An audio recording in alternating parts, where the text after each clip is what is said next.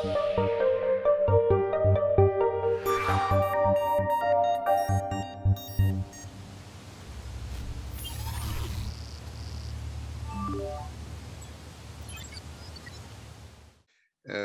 vais vous présenter en quelques mots. Vous êtes président du Haut Conseil pour le climat. Alors, le Haut Conseil pour le climat est un organisme indépendant chargé d'évaluer la mise en œuvre des politiques et mesures publiques pour réduire les émissions de gaz à effet de serre de la France. Vous êtes climatologue franco-canadienne, professeur en sciences du changement climatique de la Royal Society Research à l'université d'East Anglia. Vous menez des recherches sur les interactions entre le changement climatique et le cycle du carbone, y compris les facteurs d'émissions humaines et les puits de carbone. Vous êtes à l'origine du Global Carbon Budget, une mise à jour annuelle des émissions mondiales visant à informer les politiques climatiques mondiales et vous en assurez la supervision. Vous étiez directrice du Tyndall Center for Climate Change de 2011 à 2018 et avez fait partie de l'équipe d'auteurs des rapports d'évaluation du GIEC qui font référence maintenant. Vous êtes membre du comité sur le changement climatique qui fournit au gouvernement britannique aussi des conseils pertinents en matière de politique dans le domaine du changement climatique. Alors, votre présentation aujourd'hui porte sur la rénovation énergétique des bâtiments, une nécessité pour la transition, une opportunité pour l'économie et la santé. Madame Le Quéré, merci encore d'être parmi nous et je vous cède la parole. Bonjour, je vous demande juste une toute petite minute de patience pour que je puisse partager mon écran comme il se doit. Et je vais me lancer tout de suite dans cette thématique vraiment très importante.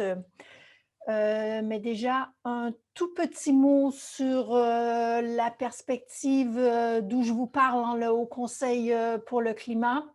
C'est un organisme indépendant qui a été mis en place par le gouvernement, qui est chargé de porter un regard neutre et indépendant sur la stratégie pour répondre au réchauffement climatique en France, cette thématique vraiment très importante qui implique des défis incroyables dans tous les secteurs de l'économie dont je vais vous parler aujourd'hui. On est en place depuis 2 ans. On est chargé d'évaluer la cohérence de la stratégie avec les objectifs fixés.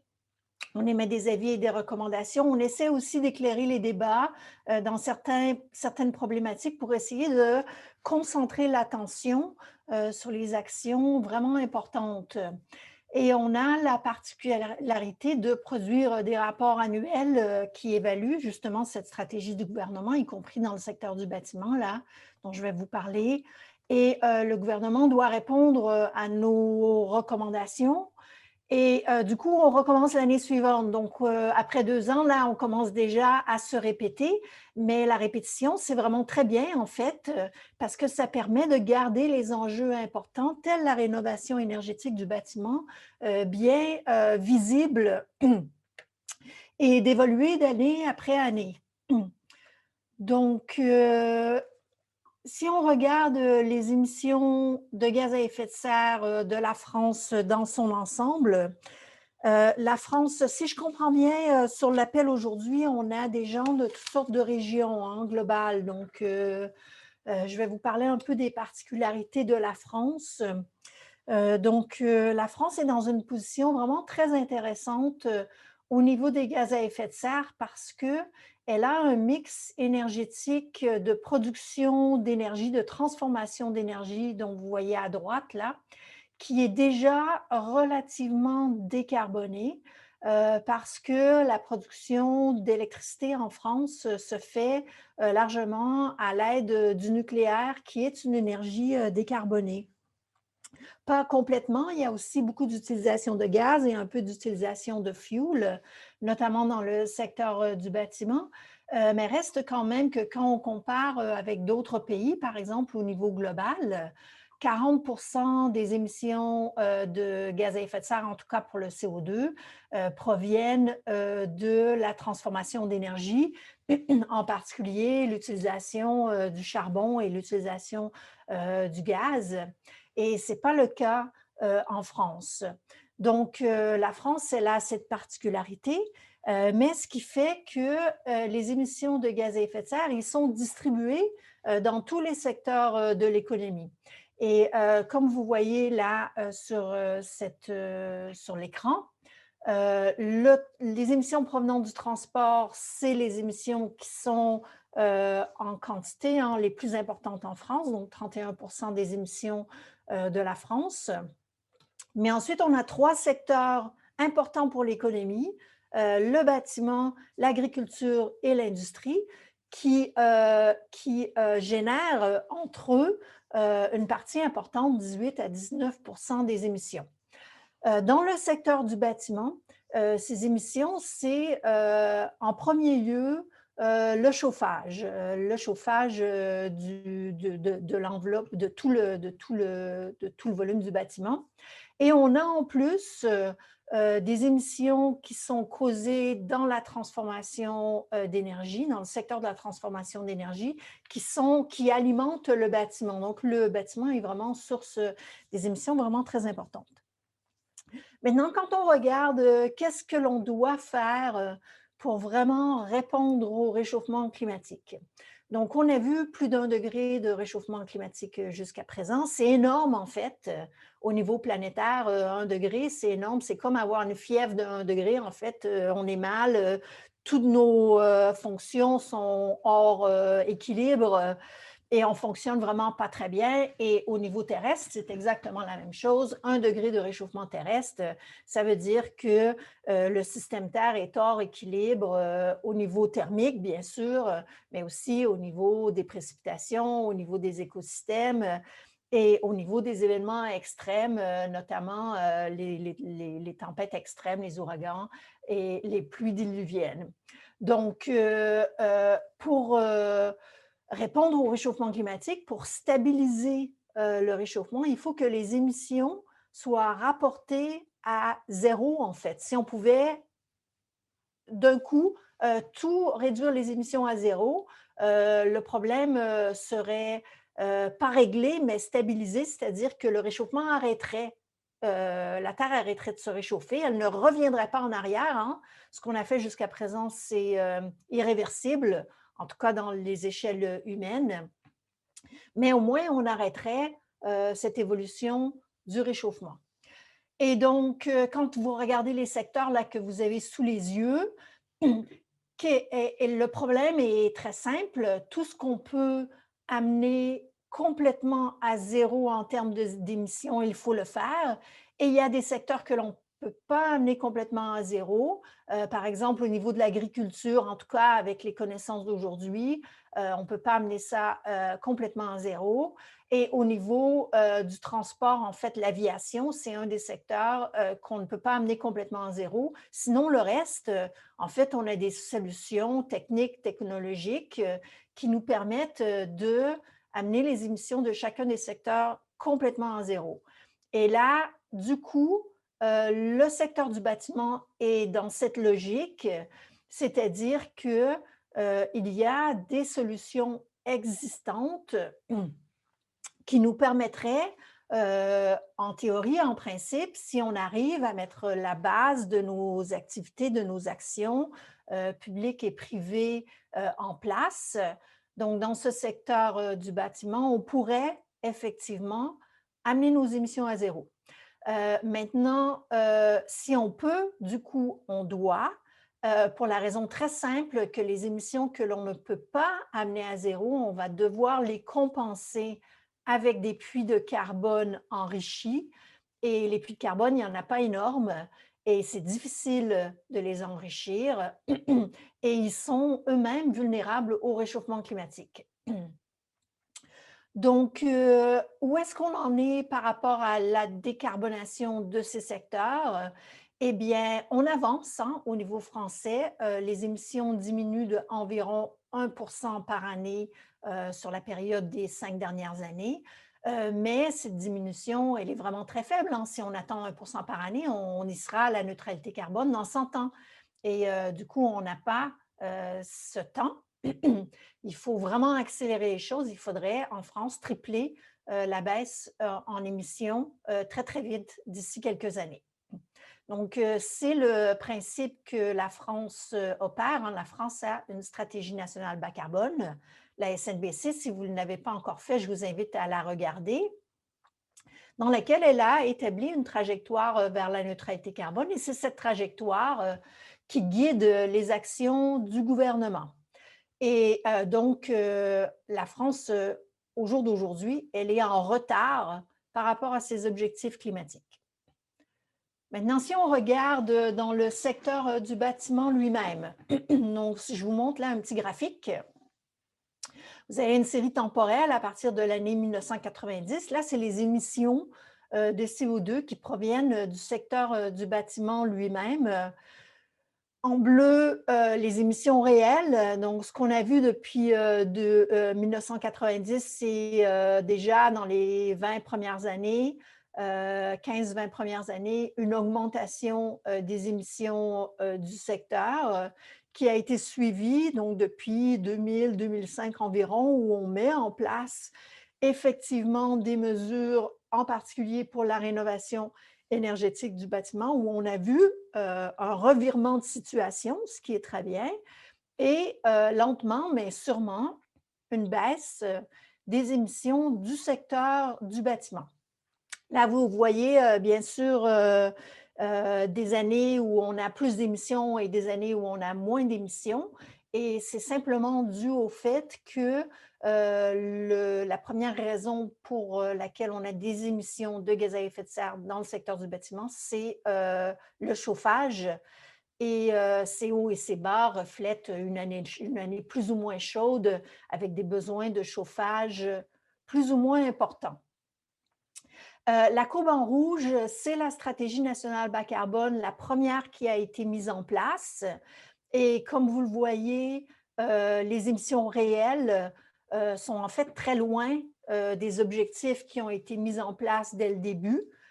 Donc, la France, dans ce secteur, hein, elle a été très loin de l'atteinte des objectifs du secteur lui-même. Et du coup, elle est en retard sur ses objectifs. Je vais peut-être, juste avant de continuer, je me rends compte que je n'ai pas vérifié si vous voyez bien mon écran plein. Hein. Vous voyez bien mon écran plein? Oui, tout Petite à fait. pause là. Oui, Oui? oui, oui, Oui, oui, merci. absolument. Alors, j'y vais, je continue.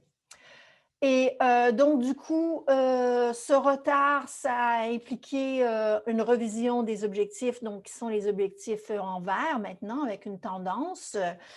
Vous voyez que la tendance, elle est repartie au point zéro ou à peu près au point zéro, mais en 2050, elle doit arriver au même point, c'est-à-dire à zéro émission.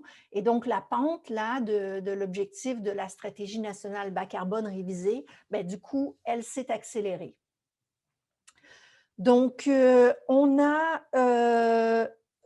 une pente accélérée, on a des émissions qui diminuent dans le secteur du bâtiment. Donc, on ne part pas de zéro, mais elles diminuent trop lentement. On a du coup un rythme de baisse en émissions que l'on veut accélérer. Donc, où sont du coup les difficultés? Donc, ce qu'on voit en fait, c'est qu'il y a beaucoup d'actions qui se font au niveau de la rénovation du bâtiment en France, mais en particulier, on a peu de suivi et on n'a vraiment pas beaucoup, en tout cas par rapport aux objectifs, de rénovation énergétique performante. Là, tout de suite, je dois dire qu'il y a un problème d'accessibilité de données dans le secteur. Donc, les dernières données accessibles que l'on a qui sont détaillées datent de l'année 2012 à 2016. Donc, une période là, en fait, juste là, si vous voyez mon curseur, une période assez éloignée. Donc, c'est possible que ça ait évolué depuis, mais je pense, en tout cas, par les indicateurs que l'on a, que ces chiffres reflètent toujours la situation actuelle, c'est-à-dire très peu de rénovation performante. On a un rythme actuel de 0,2% du stock du bâtiment qui est rénové chaque année. À savoir que dans le logement, en France, on a 36 millions de logements à rénover, que la plupart des logements sont peu efficaces au niveau énergétique. Au niveau européen, les 3/4 des logements, 75% sont labellisés peu efficaces au niveau énergétique et en France, c'est encore plus, donc 86% au niveau du logement. Donc, en termes de chiffres, ça donne dans le secteur résidentiel, on a au jour d'aujourd'hui, ou pas au jour d'aujourd'hui, pardon, au jour des dernières données, on faisait par année 60 à 70 000 rénovations profondes par année.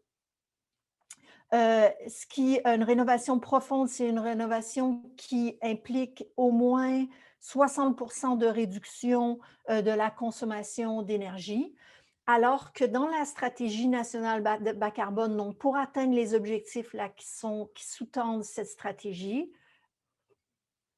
on devrait avoir pas loin de 1,5 million par année, donc 5 fois plus, 370 000, 1% du stock de logements de rénovation profonde par année dès 2022. Donc ça, c'est l'année prochaine. Puis, dès 2030, 700 000 logements par année, donc presque 2% du stock par année. Donc, ce que l'on voit, c'est qu'on a deux problèmes dans ce secteur. Un, c'est d'augmenter le taux de rénovation profonde très, très rapidement, multiplié par 5 d'ici, bon, si possible, d'ici l'année prochaine, multiplié par 10 très rapidement. Et ensuite, maintenir ce taux de rénovation profonde dans la durée jusqu'à l'atteinte de la neutralité carbone. Donc, c'est un secteur qui doit vraiment se développer sur le long terme, qui doit s'organiser, où on doit développer la formation, l'éducation, hein, comme on fait aujourd'hui. On doit développer les filières, les installer sur le long terme, donner des signaux de long terme, développer le financement, développer la pratique, la technique et les interactions entre les différents acteurs, dont vous-même. Donc, cette année et l'année prochaine, le secteur bénéficie du financement qui est alloué à l'intérieur du plan de relance du COVID. Et un des messages que nous, le Haut Conseil pour le climat, on a envoyé au gouvernement et que l'on répète, c'est que ce financement doit aussi s'établir dans la durée et on espère, on pense que ça sera possible avec les actions, avec une combinaison des actions au niveau français, des actions au niveau européen et bien sûr des financements publics et privés.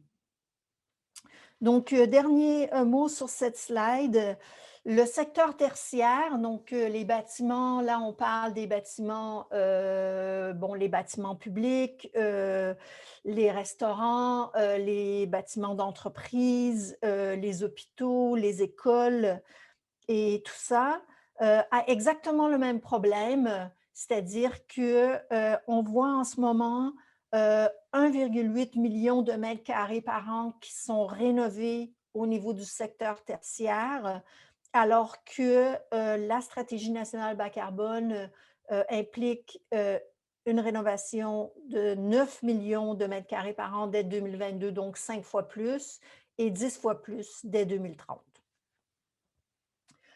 Le gouvernement, pour essayer d'avancer dans cette problématique, le gouvernement nous a demandé de faire une comparaison entre pays avec 4 autres pays européens pour essayer de voir un peu qu'est-ce qui se passe, comment ça se compare au niveau français par rapport aux autres pays.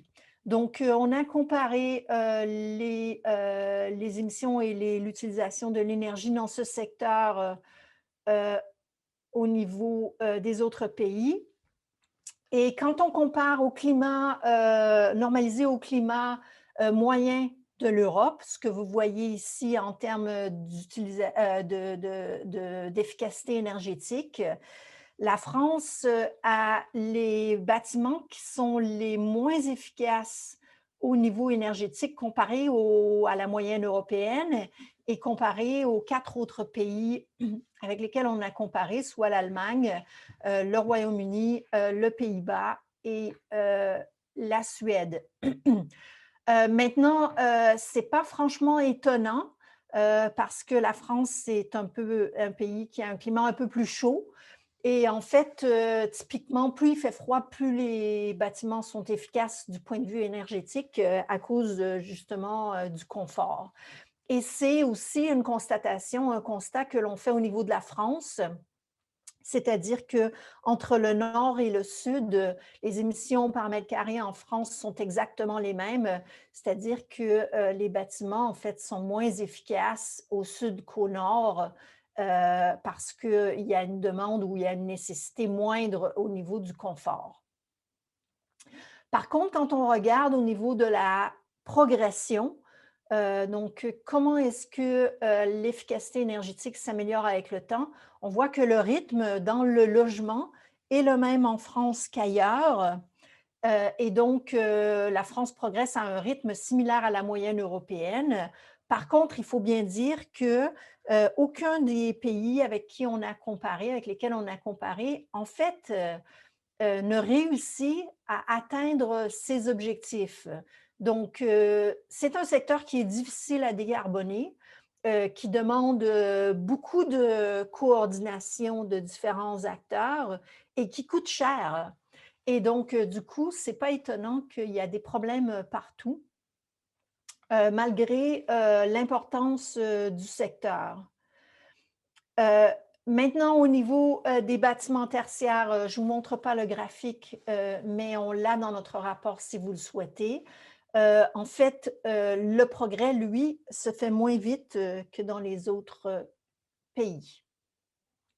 Maintenant, si on regarde les émissions par mètre carré plutôt que l'efficacité énergétique, donc au sein des pays, là, on voit que seule la Suède a réussi à décarboner complètement son secteur du bâtiment.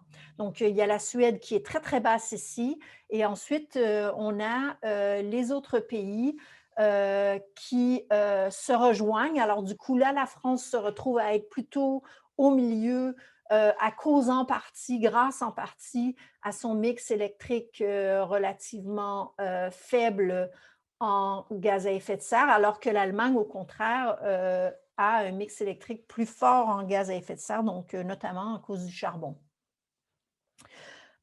Donc, qu'est-ce qu'on apprend des autres pays? Du coup, la Suède ont utilisé plusieurs leviers. Ils ont eu une politique à très long terme. Donc, on voit bien ici avec l'exemple de la Suède que la décarbonation du bâtiment, c'est vraiment une problématique qui s'adresse dans la durée. Ils ont inclus des normes très importantes sur le neuf. Et ça, c'est très important pour que justement, avec le roulement du stock du bâtiment, on puisse aller de manière efficace. On n'a pas besoin de rénover des bâtiments neufs dans 10 ou 20 ans, par exemple. Ils ont aussi investi beaucoup au niveau de l'offre de la chaleur décarbonée. Donc là, on parle de pompes à chaleur et de réseaux de chaleur en particulier. Donc, ils ont beaucoup de réseaux de chaleur au niveau suédois et donc ils peuvent offrir aux consommateurs une chaleur qui est directement décarbonée et les bâtiments qui ne le peuvent pas, du coup, ont des pompes à chaleur. Au niveau de l'Allemagne, au niveau de l'Allemagne, ce qu'ils ont en place qui est intéressant pour la France, c'est qu'ils ont une ingénierie financière assez avancée. C'est-à-dire qu'ils ont des aides qui sont croissantes en fonction de la performance énergétique. Ils demandent un retour systématique à une assistance à maîtrise d'ouvrage pour les rénovations. Donc, de la même façon que lorsque l'on construit une maison neuve, on a un architecte qui prend en charge la coordination de l'ensemble des travaux. Donc, du coup, au niveau allemand, ça se fait aussi au niveau de la rénovation énergétique et ça permet d'avoir une stratégie euh, cohérente, ambitieuse et logique pour l'ensemble des travaux de rénovation énergétique du bâtiment. Oui, voilà. Et au niveau du Pays-Bas, donc ce qu'ils ont fait qui a bien marché, c'est une stratégie locale de décarbonation du chauffage, donc sortie du fioul, sortie du gaz, mais en s'appuyant beaucoup sur les acteurs locaux, en demandant aux différentes régions aux Pays-Bas de développer eux-mêmes leur approche pour sortir du fioul, pour sortir du gaz et effectivement d'offrir une chaleur décarbonée. Les Pays-Bas ont aussi excellé au niveau de la décarbonation des bâtiments publics en développant des feuilles de route par sous-secteur au niveau du bâtiment public. Et ces actions permettent en fait de structurer la filière et d'organiser les acteurs à un niveau de coordination de l'État. Et finalement, le Royaume-Uni, en fait, ont eu une expérience qui n'a pas marché et avec laquelle on peut aussi apprendre. C'est-à-dire qu'ils ont eu une série d'obligations et une série de mesures mises en place pour essayer d'accélérer la rénovation du bâtiment. Mais leur programme, qui s'appelait le Green Deal, était trop complexe, avec des échéanciers trop courtes et pas assez de financement. Et en fait, ils n'ont pas réussi à le mettre en place dans les temps. Ils ont dû reculer, faire une réforme, et là, ça stagne un peu au niveau du bâtiment. Par contre, ils ont mis en place des obligations de rénovation pour la lutte contre la précarité énergétique qui ont, elles, bien marché. Donc, qu'est-ce que ça veut dire pour la France en quelques minutes? Donc, nous, on a fait, le Haut Conseil pour le climat, on a fait un certain nombre de recommandations pour essayer d'accompagner les mesures qui sont mises en place en France. Donc, le premier point, c'est de vraiment mettre en place ce que l'on a besoin de mettre en place pour massifier la rénovation du secteur du bâtiment par des conditions financières et des conditions réglementaires. Donc là, il s'agit vraiment de soutenir des rénovations plus ambitieuses, soit des rénovations globales, soit des rénovations isolées, mais encadrées avec une genre de feuille de route pour le bâtiment qui serait accompagnée ou élaborée à l'aide d'une maîtrise d'ouvrage, donc bien coordonnée, de conditionner l'aide de l'État aux gains de performance avec vérification derrière et d'augmenter les financements publics, en particulier dans ce secteur, mais aussi, bien sûr, de soutenir le financement privé. Dans le financement public, cette année, avec le financement du plan de relance, en fait, les limites ne sont pas financières, mais sont plutôt des limites d'organisation et d'incitation de l'action de l'usager. Deuxièmement, mettre en œuvre les obligations de rénovation en cohérence avec la réduction de la vulnérabilité. Donc, on a un levier de transition juste ici qui est important, qui peut aider à actionner et accélérer en particulier la sortie des passoires thermiques. Donc, il y a des mesures, il y a des échéanciers à préciser dans la loi.